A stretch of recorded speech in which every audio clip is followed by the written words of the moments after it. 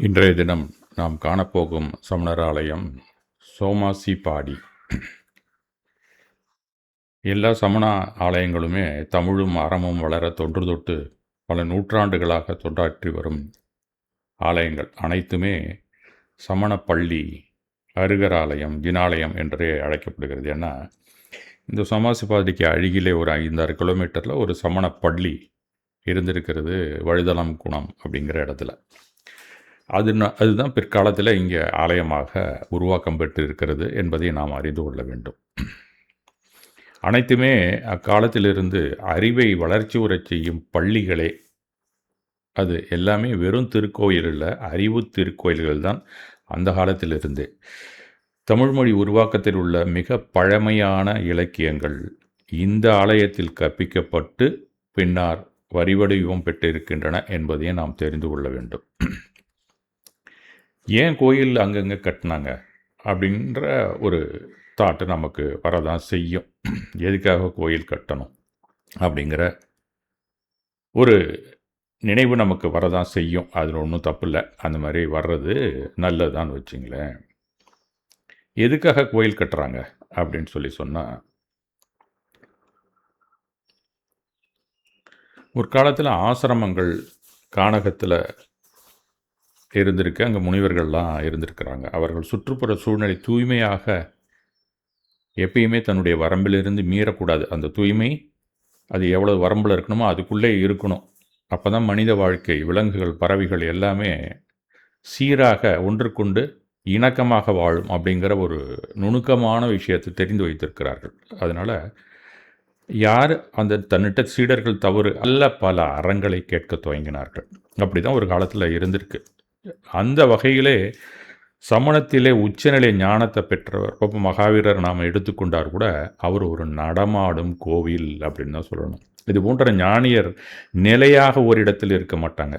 அதனால் அங்குள்ள மக்களுக்கு நிலையானது ஒரு சக்தி மையம் தேவைப்பட்டது. ஏன்னா ஒரு இடத்துலேருந்து இன்னொரு இடத்துக்கு போயிட்டே இருப்பாங்க. ஏன்னா ஒரே இடத்துல தங்கிறது எந்த ஒரு முனிவர்களுக்குமே பிடிக்கல அந்த காலத்தில். ஏன்னா சமண முனிவர்கள் இடம்பெயர்ந்து கொண்டே இருப்பார்கள். இந்த நேரத்தில் மழை காலத்தில் மட்டும் தங்குவாங்க, திருப்பி அதை விட்டு புறப்பட்டு போய்கிட்டே இருப்பாங்க. இதுதான் அவங்களுடைய கலாச்சாரம். அப்போ அந்த சக்தி மாறாமல் இருக்கணும்னு எந்த இடத்த விட்டு பெயர்ந்து ஆகுங்களோ அவங்கெல்லாம் இவர் போயிட்டாரே இப்போ என்ன பண்ணுறது அப்படின்னு யோசிக்கும்போது தான் கொஞ்சம் கொஞ்சமாக அந்த ஜோனில் பிற்காலத்தில் மகாவீரர் மறைந்த பின் பல ஆலயங்கள் தோன்றியிருக்க வேண்டும் அப்படிங்கிறது தான் உண்மை. ஏன்னா மகாவீரர் இந்த மாதிரி செய்தாக்கா நாம் அவருக்கு என்ன செய்கிறது? காணிக்கையாக ஏதாவது கொடுத்தா அவர் ஒன்றும் வாங்கிக்க போகிறதில்ல, ஆகாரம் மட்டும்தான் எல்லோரும் வழங்கியிருக்கிறார்கள். அந்த சக்தி மையம் தனக்கு தேவைப்படும் போது இந்த மையத்தில் மகாவீரருக்கு என்ன கொடுத்தாங்களோ அதெல்லாம் இங்கே கொடுக்கணும், அன்னதானம் கொடுக்கணும். இல்லை தன் வீட்டில் நல்லது கெட்டது நடக்குதுன்னா அங்கே ஒரு ஆஃபரிங், ஏதோ ஒன்று நன்றி கடனாக செலுத்த வேண்டும். இதுக்கெல்லாம் அந்த ஜோன் தான் நமக்கு எல்லாமே கொடுத்துருக்கு. அதனுடைய ஆற்றல்னால தான் நம்மளுடைய மனம் நல்ல வழியில் மாறி இருக்கிறது அப்படின்னு எல்லாருமே கற்பித்தார்கள். அதனால் கோவிலை சுற்றி சென்றவர்கள் கூட இந்த செய்தியை பெற்றார்கள் அப்படிங்கிறது அந்த காலத்தில். ஏன்னா கோவிலை சுற்றிலுமே ஒரு காந்த புலம் இருந்தது. அதை சுற்றி தான் எல்லாருமே குடியிருப்பாங்க. கோயிலில் ஊரிலே குடியிருக்க மாட்டார்கள். அந்த மாதிரி இரும்பு துகள்கள் ஈர்ப்பதற்கு ஆளாவது போன்று அவ்வழியாக சென்றவர்கள் ஈர்க்கப்பட்டு மாற்றம் பெற்று சென்றனர். அந்த ஆற்றல் அவர்களை பாதிக்கவே செய்தது. அதுதான் கோவிலின் சுற்றுச்சூழலில் அவ்வளவு அடர்ந்த ஒரு சக்தி செறிவுகள் இருந்தன என்பதை நாம் புரிந்து கொள்ள வேண்டும். அதனால தான் கோயில் ஆலயங்கள் எல்லாமே ஒரு சக்தி களம் என்பதை நாம் தெரிந்து கொள்ள வேண்டும். அனைத்து ஆலயங்களும் நேர்மறை அதிர்வுகளை வெளிப்படுத்தும் கட்டமைப்பையும் ஆன்மீக அம்சங்கள் நிரம்பிய அமைப்பும் வழிபாட்டு முறையும் மனித ஒருமைப்பாடு தோன்றுவதற்கான நல்ல எண்ணங்கள் உருவாகி வளர்ச்சி அடையும் அளவிலே திட்டமிட்டு உருவாக்கப்பட்டவை என்பதை நாம் தெரிந்து கொள்ள வேண்டும். அந்த மாதிரியான ஒரு ஆலயம்தான் இந்த சோமாசிபாடி அப்படிங்கிற ஸ்தலத்திலே இருக்கக்கூடிய ஒரு ஆலயம் என்பது நீங்கள் அங்கே போனீங்கன்னா அதை பார்த்தாலே தெரியும். அந்த அதிர்வை நீங்கள் உணர வேண்டும். அது போனால் தான் தெரியும். இங்கேருந்து அது எக்ஸ்பெஷலி அந்த கோயிலில் என்ன ஒரு ஸ்பெஷாலிட்டி அப்படின்னு நம்ம கேட்டோம்னா, சமண மதத்திலேயே எல்லா ஆலயங்களிலுமே தீர்த்தங்கரை தான் நிறுவுவாங்க. அது வழக்கமாக அவர் தான் உச்ச நிலை ஞானத்தை அடைந்தவர்கள். அவர்கள் பிறருக்கு ஹிதோபதேசம், கனிவான வார்த்தைகளால் எப்படி புகட்டணுமோ அறவரை அந்த மாதிரி புகட்டும் ஆற்றல் பெற்றவர்கள். அவங்க பேசினாலே நம்மளே அந்த பாதையில் நடக்க ஆரம்பிச்சிருவோம். அந்த மாதிரி இருக்கக்கூடிய உத்தம புருஷர் அவர். அப்படிங்கிறதுனால தான் அவர்களை எல்லா சமண ஆலயத்திலையுமே நிறுவுகிறார்கள். அந்த அடிப்படையிலே இங்கே அதே போல் ஒருத்தர் இருந்தாலும் அவருடைய சக்தி நிலை சற்று கூடுதலாகத்தான் பார்க்கப்பட்டது. அவருக்கான மந்திரங்கள் உச்சரிக்காத எந்த ஆலயமுமே இல்லை என்று சொல்லலாம். ஏன்னு சொன்னால், கிரகத்தில் வீடுகளில் கூட அதை நம்ம எல்லாருமே உச்சரிக்கக்கூடிய அளவிலே ஒரு உன்னதமான நிலையை பெற்றவர் ஒருவர் இருக்கிறார் என்று சொன்னால் அவர் சாந்திநாதர் அப்படிங்கிறது தான். அவருடைய மந்திரம் நாம் ஓம் அருகதே பகவதே ஸ்ரீமதே பிரக்ஷீணாம் சேஷ தோஷ கல்மஷாய திவ்ய தேஜோமூர்த்தையே ஓம் நமக அப்படிங்கிற ஒரு மந்திரம். ஸ்ரீ சாந்திநாதாய சாந்திகராய். இதை கேட்காத ஆளே இருக்க முடியாது ஒரு காலத்தில். இப்போ கூட கேட்டிருக்கலாம். அது மனப்பாடமாக சொல்ல தெரியாது, அடிக்கடி யாரும் உச்சரிக்கிறதில்ல. அதை சொல்லாத ஒரு உபாத்தியாயரே எந்த கோயிலையும் இருக்கிற மாட்டாங்க. வயசானவங்க பூரா உடல்நிலை சரியில்லைனா தன்னுடைய வாரிசுகளுக்கு அதை சொல்லுவார்கள். அவர்களுக்கு உடல்நிலை சரியில்லைனா 108 தடவை சொன்னால் கூட உடம்பு சரியாக போயிடும் அப்படிங்கிற ஒரு நம்பிக்கை இருந்தது. அது என்ன அப்படி ஒரு அந்த மந்திரத்தில் இருக்குது? உன் எதிரிகளையும் குற்றங்களையும் வென்று அனைத்து விதமான கர்ம அசுத்தங்கள் மற்றும் பாவங்களை அடியோடு அழித்து தெய்வீகமாக உளரும் திருமேனியை கொண்டு விளங்கக்கூடிய அருட்பெரும் பகவானாகிய ஸ்ரீ சாந்திநாதருக்கு எனது மனப்பூர்வமான வணக்கங்கள் உரித்தாகுக. இதுதான் அதில் இருக்கிற கண்டென்ட். இதை நம்ம 10 தடவை நீங்கள் உச்சரித்து பார்த்தீங்கன்னா கண்டிப்பாக உங்களுடைய உடல்நிலையிலே மாற்றங்கள் ஏற்படும் என்பது தான் உண்மையான நம்பிக்கை வேண்டும். நம்பிக்கை இல்லாமல் எந்த செயலையும் நாம் செய்து சாதிக்கவே முடியாது இந்த உலகத்திலே. இந்த மந்திரம் உச்சரிக்கப்படாத ஆலயமே கிடையாது. இது சமணருக்கு எந்த ஒரு அர்ச்சருக்குமே தெரியாது அப்படின்னு சொல்லவே முடியாது. அந்த மாதிரியான ஒரு காலச்சூழலிலே இது தோன்றியது. பல நூற்றாண்டுகளுக்கு முன்னால் உருவாக்கப்பட்ட ஒரு முக்கியமான ஒரு மந்திரம் என்று தான் சொல்ல வேண்டும். இந்த மந்திரம் எங்கே அந்த அருகில் இருந்த அந்த வழுதலம் குன்னத்திலிருந்து அங்கே இருக்கக்கூடிய முனிவர்கள் உச்சரிக்கப்பட்டு பிற்காலத்திலே இந்த சோமாசப்படி ஆலயத்திலே வந்திருக்க வேண்டும் என்பதுதான் உண்மை நிலை. அந்த மாதிரியான இந்த ஆலயத்தை பற்றி கூறுகளையும் அது எப்படி தோன்றியது அப்படிங்கிற வரலாற்று சிந்தனையோடு இன்றைக்கு நாம் அதை அணுகப் போகிறோம்.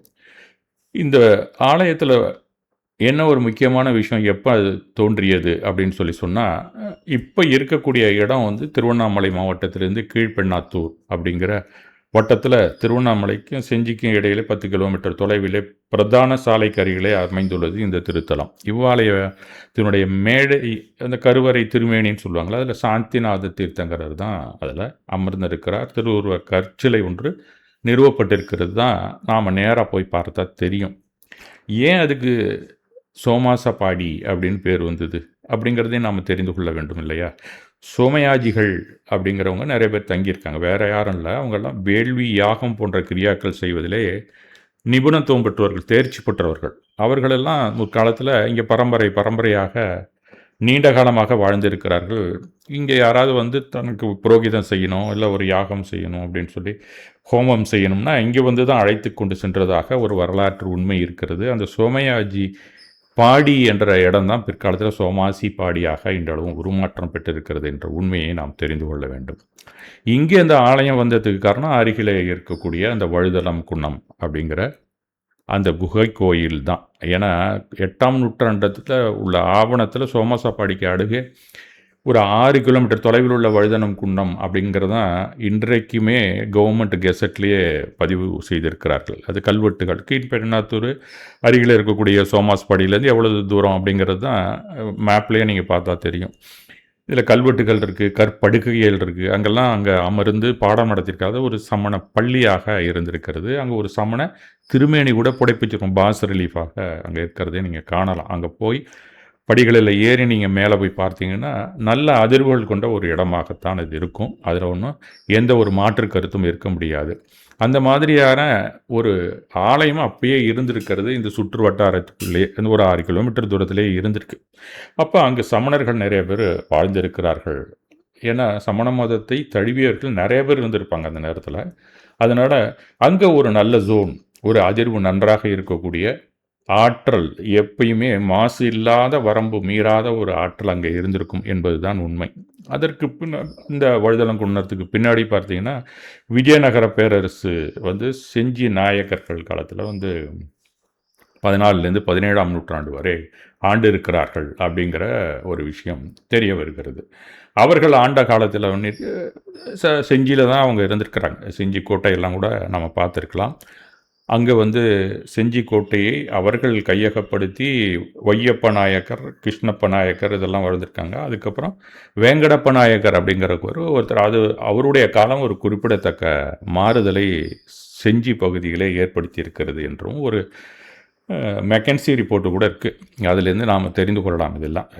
அதன் பிறகு இவர் இந்த இந்த நாயக்கர்கள் வாழ்ந்த காலத்துக்கு அப்புறம் இவர் வாழ்ந்த அந்த வெங்கடப்ப நாயர் காலத்தில் தான் கொஞ்சம் சமணத்திற்கு கொஞ்சம் சரிவு ஏற்பட்டு இருக்கிறது என்று சொல்ல வேண்டாம். அந்த செஞ்சி பகுதியில் மட்டும் அப்படின்னு சொல்லலாம். இந்த செஞ்சிங்கிற டவுனில் மட்டும் இப்போ சக்கராபுரம், செட்டிப்பாளையம் இந்த மாதிரி அருகில் இருக்கக்கூடிய கிருஷ்ணாபுரம் இங்கே இருந்தவர்கள்லாம் புலம்பெயர்ந்திருக்கிறார்கள். ஏதோ ஒரு கான்ட்ரோவர்ஷியில் அந்த இடத்துலேருந்து அகன்று அந்த இடத்த விட்டு அகன்று சென்றிருக்கிறார்கள். அந்த மாதிரி போனவங்கலாம் திருவண்ணாமலை நோக்கி நிறைய பேர் போயிருக்கிறாங்க. அப்போ சோமாசப்பாடியில் தான் அதிகமாக தங்கியதாக ஒரு வரலாற்று செய்தியே யூகே காலத்திலேயே ஒருத்தர்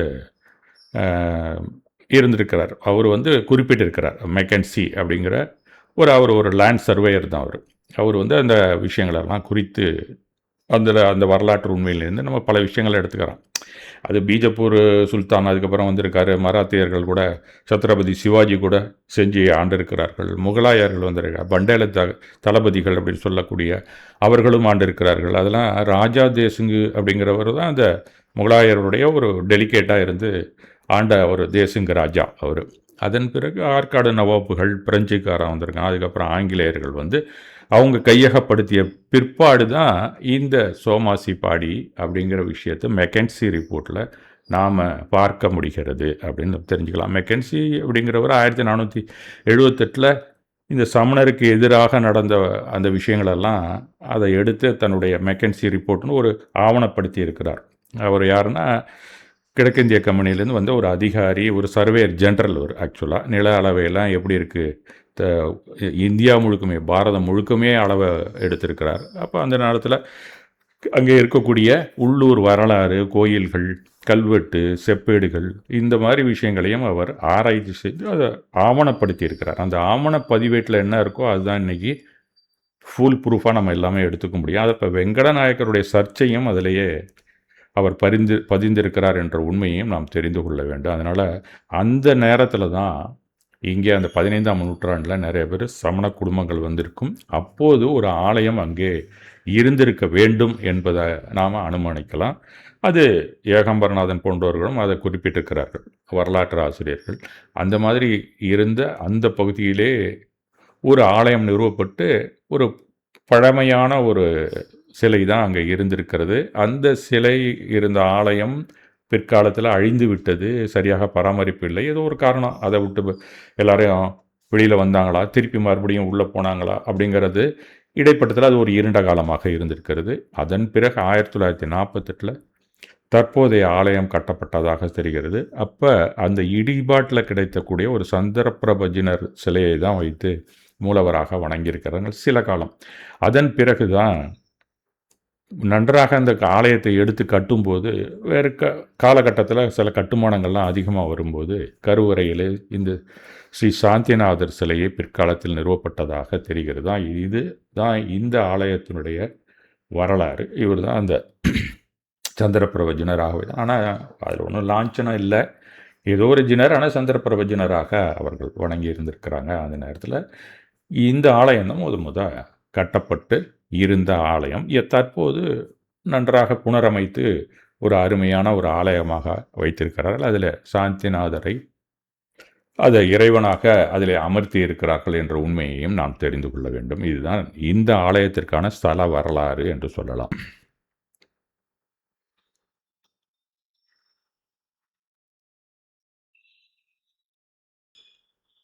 இந்த ஆலயத்திலே சாந்திநாத தீர்த்தங்கரரை ஏன் நிறுவியிருக்கிறார்கள்? அவர் 16வது இறைவர் அப்படின்னு சொல்லலாம். இந்த இறைவர்கள் 24 பேர் என்று பழைய காணொலியை பார்த்தோம். அதில் சாந்திநாதர் பகவானை தான் இங்கே நிறுவி இருக்கிறார்கள் அப்படிங்கிறதுக்கான காரணத்தையும் நம்ம ஆராய்ச்சி செய்ய வேண்டிய ஒரு கட்டாய சூழல். ஏன்னா அங்கே போனால் ஏன் இதை வச்சுருக்காங்க அப்படின்னு தோணும். அந்த மாதிரி தோணால் தான் நம்ம ஆலயத்துக்கு சென்று அதிலிருந்து நமக்கு என்ன கிடைக்குமோ நமக்கு பெறலாம்.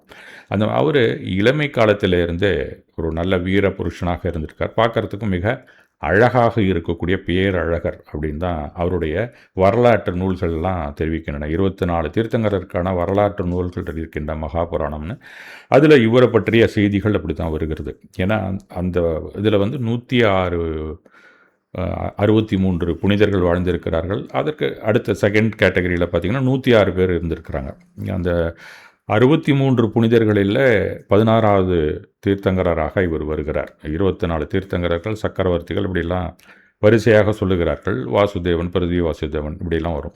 அதில் தீர்த்தங்கரர் அப்படிங்கிற 24 பேரில் 16வது தீர்த்தங்கரராக சாந்திநாதர் இருந்திருக்கிறாரு. அவர் போதனை செய்திருக்கிறாரு, பலருக்கும் அற உபதேசம் செய்திருக்கிறார். அந்த மாதிரி இருக்கக்கூடிய 24 பேர்கள் காலகட்டத்திலேயே சக்கரவர்த்தியாகவும் சிலர்கள் இருந்திருக்கிறார்கள். அந்த மாதிரி அந்த சக்கரவர்த்தியாகவும் இவர் திகழ்ந்திருக்கிறார். இவர் வந்து ஒரு 5வது சக்கரவர்த்தியாக வருவதாக அந்த புராண கதை தெரிவிக்கிறது. அது மட்டும் இல்லாமல் அந்த 106 வகை அந்த செகண்ட் கேட்டகரியில் வர்றதுலேயும் 16வது பேரழகனாக, காமதேவர்களாக, சாமுத்திரிகா லட்சணத்தோட ஒரு நல்ல பொன்னிற மேனியாக இருப்பவர்களை, அதே சமயத்தில் புனிதர்களாக இருப்பவர்களை போற்றும்போது காமதேவர்கள் என்று அழைக்கக்கூடிய ஒரு வழக்கம் அந்த காலத்திலே இருந்திருக்கு. அந்த மாதிரி 3 விதமான சிறப்புகளை கொண்டவர் இவர். அந்த மாதிரி இருக்கிறதுனால தான் அவரை இந்த ஆலயத்திலே நிறுவியிருக்க வேண்டும் என்பது நம்மளுடைய நாம் என்ன மாதிரி ஆராய்ச்சி செய்கிறோமே அப்போ அது கிடைத்த உண்மை என்று தான் எடுத்துக்கொள்ள வேண்டும். இந்த 106 பேர், அந்த 63 பேர்லாம் எங்கே வசித்தாங்க அப்படிங்கிற ஒரு ஆராய்ச்சியும் நீண்ட காலமாக எனக்கு இருந்தது. கண்டிப்பாக எல்லாருக்குமே இருக்கத்தான் செய்யும். இது எப்படி அப்படின்னு சொன்னால், இப்போ இன்றைய இருக்கக்கூடிய அந்த உருண்டை வடிவ கோலத்தை நாம் தட்டையாக மாற்றுகிறோம் அப்படின்னு நம்ம எடுத்துக்கொண்டால் நீரால் சூழப்பட்டு இருக்கிறது அப்படிங்கிறது தான் உண்மை. ஆனால் அடிப்படையில் இந்த ஜியாலஜி அப்படிங்கிற அந்த சயின்டிஸ்ட்லாம், ஜியாலஜிஸ்ட் என்ன சொல்கிறாங்கன்னா, புவியியல் அறிஞர்கள் என்ன கூறுகிறாங்கன்னா 7 முதன்மையான தட்டுக்களால் ஆனது அப்படின்னு தான் சொல்கிறாங்க. இது ஒன்று ஒவ்வொரு தட்டு, ஒன்று ஒவ்வொரு பிளேட்டாக இருக்குது. மேஜர் பிளேட்ஸ் அப்படின்னு சொல்கிறான். பசிபிக் பிளேட்டுன்னு ஒன்று இருக்குது. அதுக்கப்புறம் நார்த் அமெரிக்கா இருக்குது, அண்டார்டிகாவுக்கு தனியாக பிளேட் இருக்குது. பசிபிக் இல்லாமல் சவுத் அமெரிக்கனில் இருக்குது, இண்டோ ஆஸ்திரேலியா, யுரேஷியா, இப்படியெல்லாம் பிளேட்டாக தனித்தனியாக இருக்குது. இது எல்லாமே பாறை தட்டுகள். அதுக்கு கீழே சூடான மென்மையான, அதே சமயத்தில் அந்த மிக சூடான, அதே சமயத்தில் ஃப்ளெக்சிபிலிட்டியாக இருக்கக்கூடிய ஒரு அடுக்கு இருக்குது. அது மேக்மா அப்படின்னு சொல்லுவாங்க. எரிமறை வரும்போது அதெல்லாம் வெளியில் வரும்.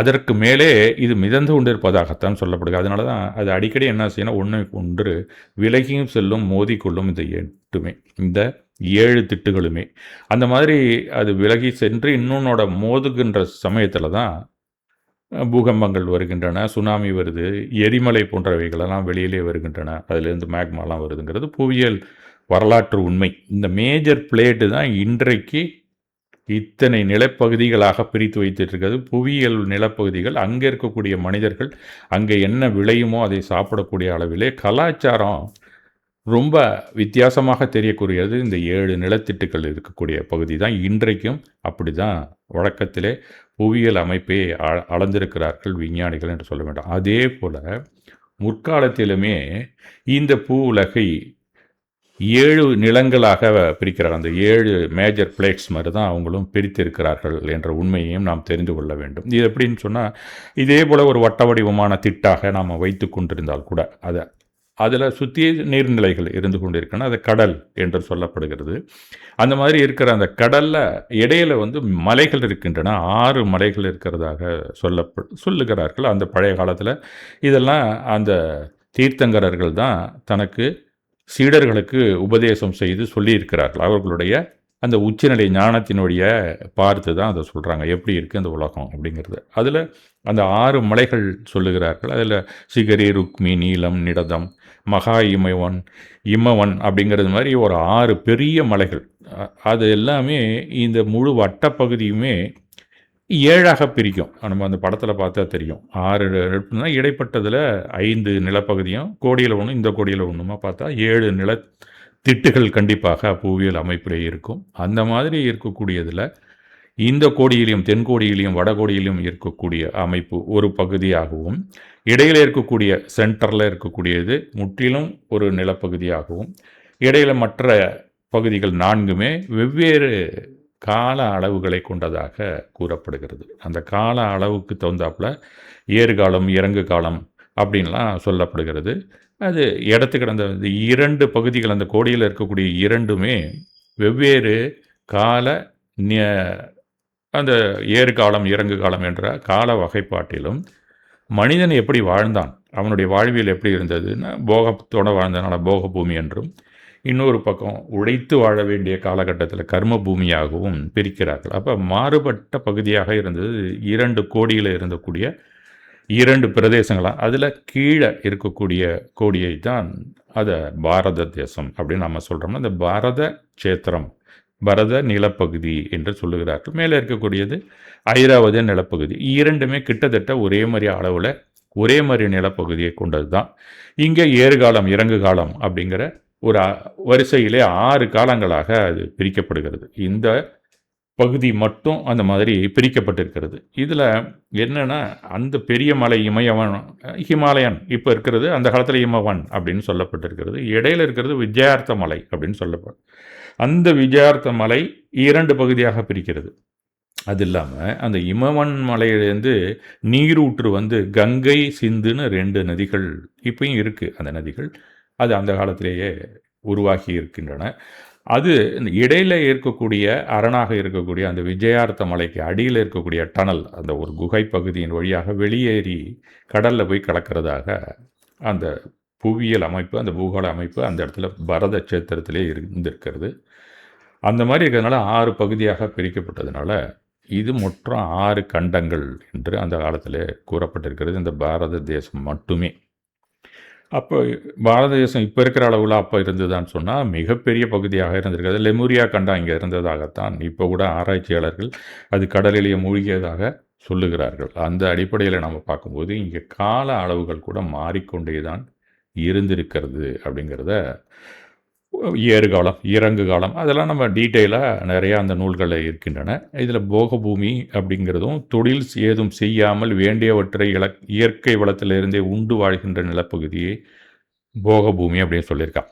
உழவு தொழில் முதலான 6 தொழில்கள், அது இல்லாமல் மற்ற இப்போ நம்ம நெசவு செய்யணும், வேறு மற்ற தொழில்கள்லாம் இருக்குல்ல, மேஜராக பார்த்தா 6 தொழில்கள் இதெல்லாம் செய்யக்கூடிய பகுதியாக இருந்தது.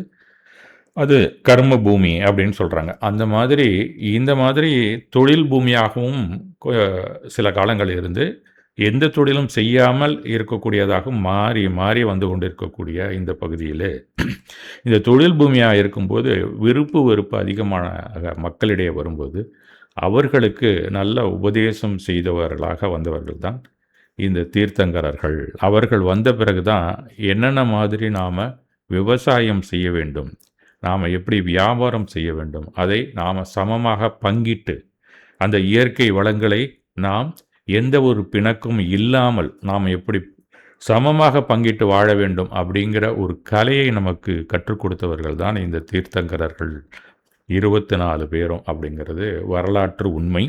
அதை தான் நாம் இன்றைக்கு நடைமுறையிலே சட்டத்திட்டங்கள்லாம் கூட அதன் அடிப்படையில் தான் பாரத தேசத்திலே நடந்து கொண்டு இருக்கிறது என்பது தான் அந்த புராணங்கள் நமக்கு தெரிவிக்கக்கூடிய உண்மை.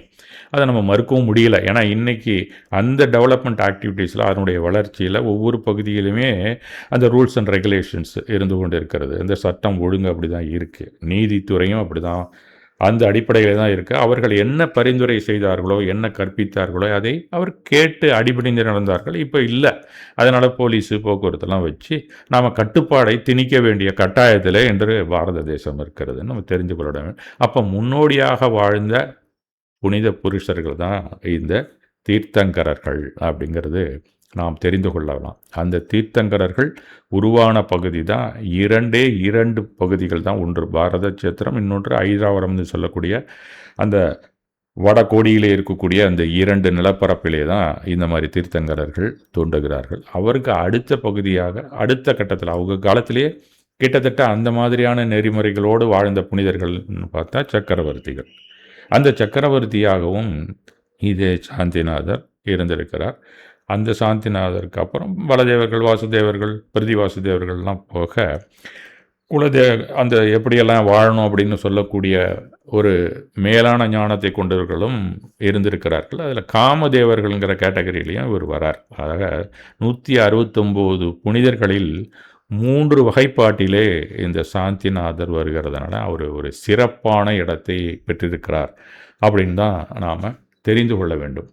அந்த மாதிரியாக அந்த சாந்திநாதர் சக்கரவர்த்தியாகவும் இருந்திருக்கிறார். அப்படின்னா சக்கரவர்த்திங்கிற அவருக்கான ஒரு சிறப்பு, அந்த பதவி, அந்த பெயர் எப்படி வந்தது அப்படின்னா, இந்த நாம் பார்த்த அந்த 6 கண்டங்கள், நாம் பார்த்ததில் 6 கண்டங்கள், அந்த 6 கண்டங்கள்லையும் ஒரு அரோபதேசம் சொன்னால் கேட்கக்கூடிய பகுதியில் தான் அயோத்தி இருக்கிறது, ஹஸ்தினாபுரம் இருக்கிறது, இப்போ நம்ம சொல்லக்கூடிய அத்தனை விஷயங்களும்.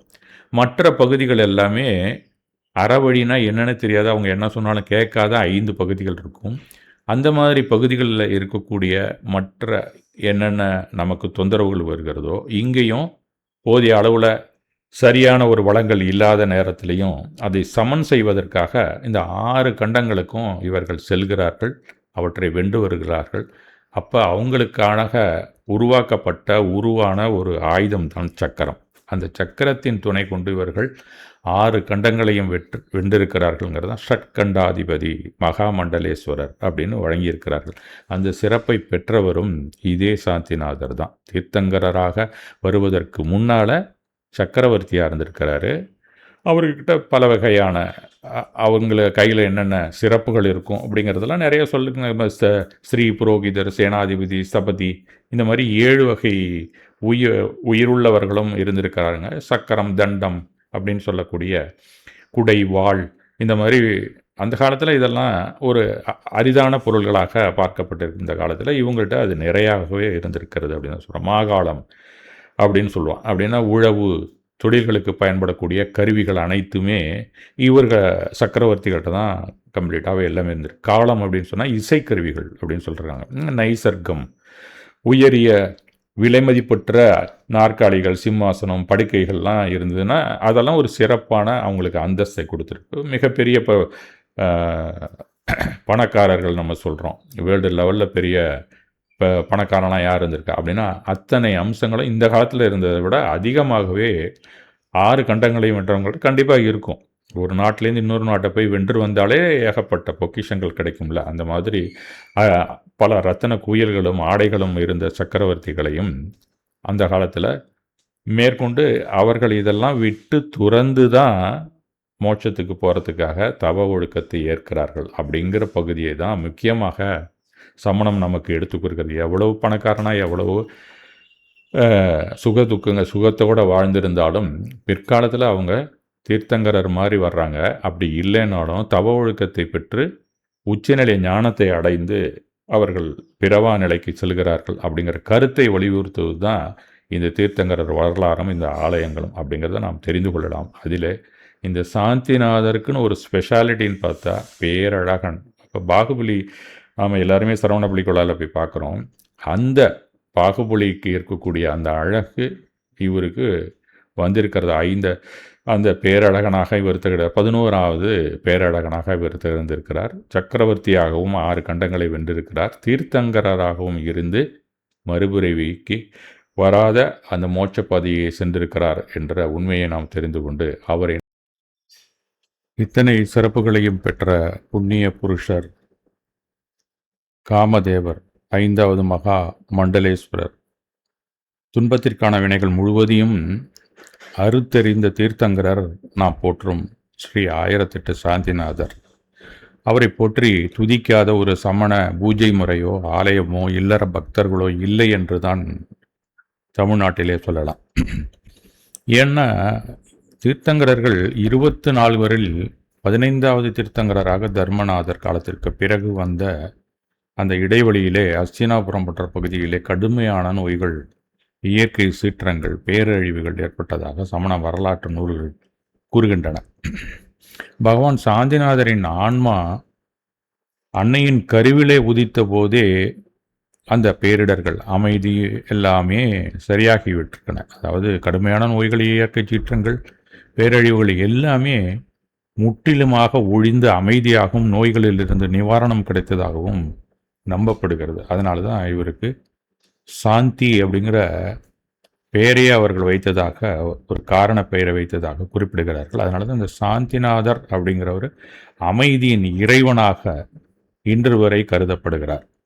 அவ்விறைவனை பக்தி கொண்டு தோத்திரம் செய்து அர்ச்சித்தால் கண்டிப்பாக நம்ம துன்பங்கள் அனைத்துமே அவர் காலத்தில் எப்படி விளங்கியதோ அதே போல நம்பிக்கையுடன் நமக்கும் விலகும் அப்படிங்கிறது தான் சமணர்களிடையே நிலவி கொண்டிருக்கிறது. அதனால் பல மந்திரங்கள் இருக்கின்றன அவருக்காக. சாந்தி மந்திரம் இருக்குது, சாந்திநாதர் அஷ்டகம் இருக்குது, ஹோமம் செய்வதாக இருந்தால் கூட சாந்தி ஹோமம் தான் செய்கிறார்கள். சாந்தி விதானம் அப்படிங்கிற பூஜை முறைகள் இருக்குது, தோத்திரங்கள், பாடல்கள், இப்படி எல்லா சமண சடங்குகளிலும் கடைபிடிக்க குறிப்பிடத்தக்க சிறப்பானதொரு அம்சம் இந்த சாந்திநாதருக்கு தான். அவருக்கு பின் தோன்றிய குந்துநாதர் மற்றும் அரணாதர் இருவரும் கூட அந்த 3 சிறப்பினையும் பெற்று திகழ்ந்தார்கள் என்பது கூடுதலான தகவல்கள் தான். இவர் பிறந்த ஊர் அப்படின்னு சொல்லி பார்த்தா ஹஸ்தினாபுரம் அப்படின்னு சொல்லப்படுகிறது. விஸ்வசேன மகாராஜாவுக்கும் ஐராதேவி மகாதேவிக்குமாக மகனாக பிறக்கிறார். ஒரு ஜின பாலகனாக தோன்றுகிறார். இவருடைய சின்னம் மான் அப்படின்னு தான் சொல்லப்படுகிறது. பொன்னிற மேனியுடைய ஒரு காமதேவன் தான் அவர். அதனால் பொன்னிறமாக இருக்கிறார். இவருடைய காவல் யட்சன்கள், யட்சி என்று 2 தேவர்கள் இருக்கிறார்கள். அவர்களை கருட யட்சன், மகா மானசி யட்சி அப்படின்னு சொல்லப்படுகிறது. இவர் எல்லா கர்மங்களையும் கெடுத்து கேவல ஞானம் அடைந்த பின் மீதி இருக்கிற அந்த அகாதி கர்மங்கள் அப்படின்னு சொல்லக்கூடியவைகளையும் கெடுத்த பின் முக்தி அடைந்த ஸ்தலம் அப்படின்னு சொல்லி பார்த்தா சம்மேத சிகரத்தில் தான் அவர் முக்தி அடைந்ததாக வரலாறுகள் தெரிவிக்கின்றன. அவ்வளவு சிறப்புகளையும் பெற்ற ஸ்ரீ 1008 சாந்திநாதரை கருவறையிலே கற்சிலையாக நிறுவி போற்றப்படும் ஒரே ஒரு சமணர் ஆலயம் தமிழகத்தில் உள்ளது என்றால் அது சோமாசிப்பாடி அந்த திருத்தலம்தான் என்பது அந்த ஊருக்கான ஒரு சிறப்பான செய்தி. இந்த ஆலயத்தினுடைய கட்டமைப்பு அப்படின்னு சொல்லி நாம் பார்த்தோம்னா, உள்ள நுழைஞ்சோடனே ஒரு முக மண்டபம் ஒன்று இருக்குது. அதுக்கப்புறம் அடுத்த கட்டுன்னு சொன்னால் இந்த அர்த்த மண்டபம், இப்போ நாம் பார்த்து கொண்டிருக்கக்கூடிய அர்த்த மண்டபம், அதுக்கு முன்னாடி முக மண்டபம், அதுக்கு அடுத்தது அர்த்த மண்டபம், அதற்கு பின்னால் கருவறையும், அதில் சாந்திநாதர் ஒரு மேடையிலே, கருவறை மேடையிலே அமர்த்தப்பட்டிருக்கிறார். அது வேதிகை அப்படின்னு சொல்லுவாங்க. அந்த திருமேனி அமரக்கூடிய அந்த ஒரு மேடைக்கு பேர் அதுதான். அந்த மாதிரி அமைக்கப்பட்டுள்ள இந்த திருத்தலம் மிக அழகாக சமீபத்திலே புனருதாரணம் செய்யும்போது எல்லாமே புதுப்பித்திருக்காங்க. மொத்த கோயிலுமே முழுமையாக புதுப்பித்திருக்கிறார்கள் என்று சொன்னால் மிகையாகாது. அது வெளிப்புற நுழைவாயிலேருந்து உள்ளே இருக்கக்கூடிய அத்தனையுமே கருங்கல்னால சுவர்கள், போக்குவரத்து எல்லாமே சீரமைத்திருக்கிறார்கள் என்று தான் சொல்ல வேண்டும். இப்போ நீங்கள் உள்ளே நுழைஞ்சோடனே நுழைவாயிலில் இடதுபுறம் பார்த்தீங்கன்னா பிரம்மதேவர் தனித்த உருவமாக காட்சியளிக்கிறார். மிக அழகான ஒரு சிற்பமாக இதை வடித்திருக்கிறார்கள் என்று தான் சொல்ல வேண்டும். இது பெரும்பாலும் எல்லா ஆலயங்களிலுமே பிரம்மதேவரும் கூஸ்பாண்டினி இது மாதிரி சில சாசன தேவதேவைகள் நிறுவுவது வழக்கம். அந்த காலத்திலேருந்தே இருக்கிறது. அது இந்த ஆலயத்திலுமே அது சிறப்பாக மிக அழகாக வைத்திருக்கிறார்கள். திருச்சுற்று துவக்கத்திலேயே 3 யட்சநேர்ச்சிகளுக்கும் ஒரு சிற்றாலயம் அமைத்திருக்கிறார்கள். பின்னாடி நம்ம வீடியோவிலேயே அது பார்க்கலாம். நம்ம தொடர்ச்சியாக பார்த்திங்கன்னா திருச்சுற்றிலே பிற தீர்த்தங்களிலும் விமான அமைப்பு, ஆதிநாதர் தனியான விமானம்லாம் இங்கே தான் திருச்சுற்றிலே அமைத்திருக்கிறார்கள். மிக மிக அருமையான ஒரு அழகான விமான அமைப்புன்னு தான் சொல்லணும். இந்த தீர்த்தங்கரர் எல்லாருக்குமே அந்த நார்த் இந்தியாவில் இருக்கக்கூடிய அந்த விமான அமைப்பு அப்படின்னு சொல்லலாம். அந்த நாகரா அப்படின்னு சொல்லக்கூடிய விமானம் மேலே இருக்கும். அந்த டூம் ஷேப் சுற்றி 4 கால்களை வைத்து உள்ள செலவைகள் தான் எல்லாமே டோட்டலாகவே பளிங்கற்களால் உருவான ஒரு சிற்பங்களை 24லையும் வச்சு கீழே ஒரு கிரானைட் நல்ல எந்த ஸ்டோனில் அழகாக என்ன பண்ணியிருக்காங்கன்னு கேட்டால் இது ஒரு நல்ல ஏற்பாடுன்னு தான் நான் கருதுகிறேன். இது இங்கே வந்தீங்கன்னா அந்த ஆலயத்தில் ஒவ்வொரு தீர்த்தங்கரருக்கும் கீழேயும் இந்த அருகரு சிலைகள் மட்டும் அப்படின்னு இல்லாமல் கீழே இருக்கக்கூடிய அவருக்கான அருகர் வணக்கம் அப்படிங்கிற அடிப்படையிலே சமண தமிழ் இலக்கியங்களான ஜீவ சிந்தாமணி, அதில் இருக்கிற அந்த முதல் பாடல் பாயிரம் என்று சொல்லக்கூடிய கடவுள் வாழ்த்து, அப்புறம் சூளாமணியில் இருக்கக்கூடிய கடவுள் வாழ்த்து, யசோதர காவியம் அப்படிங்கிற ஐஞ்சிறுகாப்பியங்கள் வரக்கூடாது, அதனுடைய பாயிரம். அதுக்கு அடுத்தபடியாக பார்த்தீங்கன்னா உதயகுமார காவியம், அத்தனுடைய பாடல் கீழே அதனுடைய விளக்க உரை, பொழிப்புரை. அந்த மாதிரி ஒரு வித்தியாசமான கோணத்தில் புதுமையாக இந்த ஆலயத்திலே அவர்கள் வழங்கியிருப்பது போற்றத்தக்கது. ஏன்னா தமிழ்நாட்டில் இருக்கக்கூடிய இலக்கியங்கள் என்னென்ன அப்படிங்கிறத ஆவணப்படுத்துவதற்கும் இது மிக மிக வகையாக இருக்கும் என்று தான் நான் கருதுகிறேன். இந்த நீலகேசியெலாம் எடுத்துட்டிங்கன்னா ஒரு தருக்கு நூல், அந்த தருக்கு நூலில் இருக்கக்கூடிய அதன் முதல் செய்யலாக இருக்கக்கூடிய அந்த கடவுள் வாழ்த்தினையும் எடுத்து திருநூற்றாண்டு அது இருக்குது, அதையும் எடுத்து போட்டிருக்காங்க. சூடாமணி நிகண்டு அதனுடைய முதல் பாடல் அந்த கடவுள் வாழ்த்தையும் எடுத்து, அது தீர்த்தங்கரர் பாடல்கள் தான் எல்லாமே. தொல்காப்பிய உரைநூல் அப்படின்னு ஒரு நூல் இருக்குது, அதை கூட இதில் போட்டிருக்காங்க. இது போன்ற நூல்களில் எழுதப்பட்ட பாயிரங்கள் கடவுள் வாழ்த்தினை கிரானைட் கல்லிலே பதித்திருப்பது கூடுதல் சிறப்பு தான் இந்த கோயிலை பொறுத்த வரைக்கும். சமணர் ஆலயம் அப்படின்னு சொல்லி பறைசாற்றும் வகையில் இது அமைந்திருந்தாலும் வேறு எந்த ஆலயத்திலுமே இந்த தமிழ் சம்பந்தப்பட்ட இந்த பாயிரங்களை பதித்ததாக இதுவரை நான் காணவில்லை என்று தான் கருதுகிறேன். அது மட்டும் இல்லாமல் இதில் இருக்கக்கூடிய அந்த விமான அமைப்புகள் வித்தியாசமாக இருக்கிறது மாதிரி ஆதிநாதருக்காக தனியாக ஒரு சிற்றாலயமும் இங்கே அமைக்கப்பட்டிருக்கிறது. இந்த தீர்த்தங்கரர்களெல்லாம் இருக்கிறதுக்கு இடையில் ஒரு சிற்றாலயம் ஒன்று, அவருக்கான தனி விமானம் ஒன்று அழைத்திருக்கிறார். அந்த விமானத்தினுடைய அமைப்பு 2 வகையான இடங்களில் நாம் பார்க்கலாம். அந்த மாதிரி தான் அது இருக்கிறது அப்படின்னு தான் நான் சொல்லுவேன். எப்படின்னா நீங்கள் நார்த் இந்தியா போயிருந்தீங்கன்னா ராஜஸ்தானுக்கும் குஜராத்துக்கும் போனீங்கன்னா 2ம் கலந்தாப்பில் ராஷ்டிர கூடர்கள் சில விமானங்கள் அமைப்பாங்க. அந்த கிருஷ்ணதேவர் ராயர்கள் அது மாதிரிலாம் சொல்லுவாங்க. அந்த வேசர அமைப்பையும் நாகர அமைப்பையும் கலந்தாப்பில் சில விமானங்கள் இருக்கும். அந்த மாதிரியான ஒரு கலை நுணுக்கத்தோட ஒரு விமானத்தில் ஒரு ஆதிநாதர் சிலையை அங்கே அமைத்திருப்பது மிக மிக அழகு. இது ரொம்ப சிறப்பான ஒரு ஏற்பாடுன்னு தான் நான் நினைக்கிறேன். இந்த ஏற்பாடு சில இடங்களில் மட்டும்தான் இருக்கும். இந்த நார்த் இந்தியாவில் இந்த மாதிரி ஆலயங்களோட இருக்கக்கூடிய சிறப்புகளை இங்கே நாம் மறுபடியும் பார்க்கக்கூடிய அளவிலே 24 தீர்த்தங்களும் சரி, அந்த தனித்தனி விமானங்களும் சரி மிக அழகான, ரொம்ப யோசனை பண்ணி தான் செஞ்சுருக்காங்கன்னு சொல்லணும். அதை ரொம்ப நுனி பார்க்கும்போது இது மட்டும் இல்லை, வடகிழக்கு பகுதியிலே நவகிரக தீர்த்தங்கரர்கள் அப்படின்னு சொல்லி அதற்கு ஒரு தனியான நவ தீர்த்தங்கரரை வைக்கக்கூடிய பளிங்கு சிலைகளை செய்து அனைத்துமே ஒரு படிநிலையில் உயர்த்தி முற்றிலுமாக காண்பது போல காட்சிப்படுத்தப்பட்டிருப்பது ஒரு நூதன சிந்தனையாகத்தான் தெரிகிறது.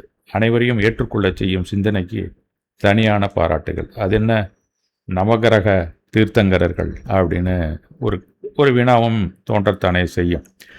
சமணத்தில் தேவர்களில் 4 வகை இருக்கிறார்கள். ஜோதிஷ்க தேவர்கள்னு ஒரு வகை இருக்கிறதாகவும், அவங்களாம் நடு உலகத்திற்கு மேலே அவர்கள் ஒரு விமானம் போன்ற, இப்போ நம்ம நட்சத்திரங்கள் கோள்கள் சொல்கிறோம்ல, அதிலெல்லாம் இருந்து அவர்கள் சுற்றி கொண்டு இருப்பதாக கூறுகிறார்கள். அதை வச்சு தான் நாம் காலண்டரே இந்த நாட்காட்டிகள் எல்லாமே நம்ம தயார் பண்ணிக்கிறோம். அதில் தான் அஸ்ட்ராலஜி ஜோதிடம் அப்படிங்கிற விஷயமும் அந்த ஜோதிஷ்க தேவர்கள் அந்த மாதிரி சுற்றி வலம் வருவதை வைத்து தான் ஜோதிட கலையை உருவாக்கி இருக்கிறது அப்படின்பது எல்லாருக்குமே தெரிந்த ஒரு விடயம்தான். அந்த மாதிரி இருக்கக்கூடிய அந்த ஜோதிட கலைகளெல்லாம் கூட கூறியவர்களை நாம் என்ன சொல்கிறோம், கணியர் அப்படின்னு சொல்லுவாங்க. கணியன் பூங்குண்டனார்லாம் அந்த குலத்திலிருந்து வந்தவர் தான். அந்த ஜோதிடத்திலுமே நவகிரகங்கள் ஆதிக்கத்தால் ஏற்படக்கூடிய தோஷங்கள் மற்றும் தாக்கங்களை நிவர்த்தி செய்ய குறிப்பிடப்பட்ட சில தீர்த்தங்கரரை வழிபடும் வழக்கம் சமணத்திலே இருந்து வருகிறது. அதில் முக்கியமாக பார்த்தீங்கன்னா, இங்கே நீங்கள் பார்த்தீங்கன்னா அந்த அருமையாக ஒரு விமானத்தில் அதற்கான தீர்த்தங்கரர்களை அமரச் செய்திருக்கிறார்கள். அப்படிங்கிறது ஒரு வித்தியாசமான கோணம் தான். உதாரணமாக நீங்கள் எந்த சாமியை கும்பிட்டிங்கன்னா அந்த தோஷம் விலகும் அப்படின்னு ஒவ்வொரு கோயிலுக்கு நீங்கள் போனீங்கன்னா இந்த ராகு தோஷம் சனி தோஷம் போகும் அப்படின்னு சொல்லுவாங்கள்ல ஜோதிடத்தில். அந்த மாதிரி முழுசுவரதர தீர்த்தங்கரையும் நேமிநாதரையும் நீங்கள் எழுதிங்கனால அந்த 2 தோஷமும் எதிர்மறை தாக்குதலை குறைக்கக்கூடியதாக இருக்கும் அப்படின்னு தான் சொல்லப்படுது. கேது தோஷம் அப்படின்னு சொன்னால் பார்ஸ்வநாதரை கும்பிட்டிங்கன்னா அதனுடைய தோஷம் போக்க வல்லது. ஞானம் கல்வியெல்லாம் நமக்கு வேணும்னா விமலநாதர், ஸ்ரீ ஆதிநாதர், இவங்கள நீங்கள் துதித்து கொண்டு வந்துருங்க. அதுக்கான ஜபங்கள்லாம் இருக்கிறது, வழிபாட்டு முறை இருக்கிறது. அதெல்லாம் நீங்கள் செஞ்சீங்கன்னா புத்தி கூர்மையும் நல்ல ஞானமும் வரும். அப்படிங்கிறது தான் மிக மிக முக்கியமான ஒரு விஷயம். இது அருமையான ஒரு ஏற்பாடு இங்கே இருக்கக்கூடியது. அந்த அமைப்பு, இந்த லே அவுட் வந்து வேற எங்கேயுமே இல்லை. இந்த சோமாசி பாளையத்தில் தான் யாரோ ஒரு அருமையான ஒரு ஏற்பாடை செய்தவருக்கு மிக்க நன்றி. தற்போதைய ஆலய சீரமைப்பில் இது போன்ற பல நூதனமான கட்டட அம்சங்களையும் சில சிலைகளையும் கட்டமைத்து வைத்துள்ளது என்னமோ மிக அழகாக தாங்க நல்லதொரு புனரமைப்பு பணியாக அமைந்துள்ளது என்று தான் சொல்ல வேண்டும்.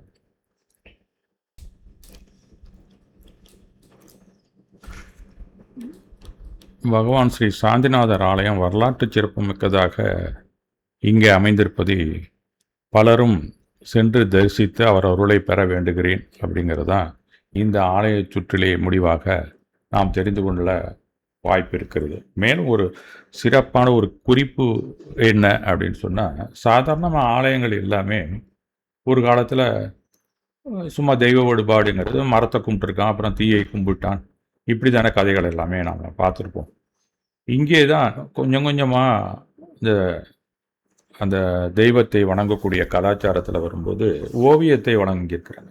ஓவியத்தை வணங்குற காலத்தில் அவர் ஞானியரோ யாரோ ஒருத்தரை நம்ம வணங்குறோம்னா அவர் என்ன மாதிரி இருப்பார் அப்படிங்கிறது எல்லாருக்குமே தெரியாது. அதுவும் பர்டிகுலராக பார்த்தா கண் தெரியாதவர்களுக்கு அந்த மாதிரி இருக்கக்கூடிய ஓவியத்தை பார்த்து இவர்கள் யார், இந்த தெய்வத்தை நாம் வணங்குகிறோமே அப்படிங்கிறது ஒன்றுமே புரியாது அவங்களுக்கு. மந்திரம் சொல்லுவாங்க, அது மாதிரி ஒரு உருவம் இருக்கா இல்லையா அப்படின்னே தெரியாமல் தான் ஓவியம் அப்படிங்கிற ஒரு கான்செப்ட் இருக்கிற காலத்தில் இருந்திருக்கு. அதன் பிறகு தான் அந்த கண்ணுக்கு தெரியாதவர்களுக்கும் கடவுளை காட்ட வேண்டும் என்ற சிந்தனையிலே தான் இந்த சிற்பங்கள் உருவாக்கப்பட்டிருக்கின்றன அப்படிங்கிற நோக்கம் முதல்ல தோண்டி இருக்க வேண்டும். ஏனென்றால் அந்த புடைப்புகளை தொட்டு தான் அவங்க என்ன மாதிரி உருவம்னே தெரிந்து கொள்ளுகிறார்கள். அப்போ தான் பக்தியை கூடுதலாக ஒரு மனிதனுக்கு வரும். கண்ணால் பார்த்தா மட்டும் வராது, தொட்டு பார்த்தா இன்னும் கொஞ்சம் நன்றாகவே எல்லாருக்குமே, கண்ணு தெரிஞ்சவனுக்கும் நல்லாயிருக்கும், கண்ணு தெரியாதவர்களுக்கும் நல்ல ஒரு அருள் கிடைக்கும்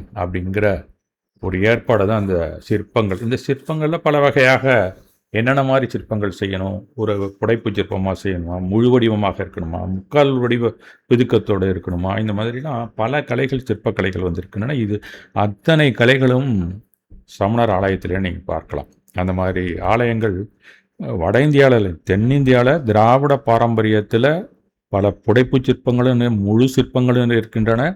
இந்த ராஷ்டிரகூட அமைப்பிலே முக்கால்வாதி பிதுக்கம் உள்ள சிற்பங்களும் இங்கே இருக்கின்றன. அதுபோல் கல்வெட்டு செய்திகள் கூட கண் தெரியாதவர்கள் படித்தும் அந்த சாசனத்தை தெரிந்து கொள்ள வேண்டும் என்ற ஏற்பாடு தான் மிக மிக அதிகமாக அரசர் காலத்திலிருந்தே வந்திருக்க வேண்டும் என்று தான். அது ஒரு ஆவணம் மட்டும் இல்லை, கண்ணு தெரியாதவனும் படித்து என்ன நடந்திருக்குன்னு தெரிஞ்சுக்கணுங்கிற நோக்கத்தில் ஏற்படுத்தப்பட்டது தான். அதை அடிப்படையாக கொண்டு இந்த சோமாசிப்பாடி ஆலயத்திலே இலக்கியங்களையும் கல்வெட்டாக வடித்து அந்த பாயிரங்களை வைத்திருக்கிறார்கள் என்பது மேலான ஒரு சிந்தனை என்று கூறி இந்த ஆலயத்தின் இந்த விளக்கத்தை இத்தனுடன் முடித்துக் கொள்கிறேன். மிக்க நன்றி.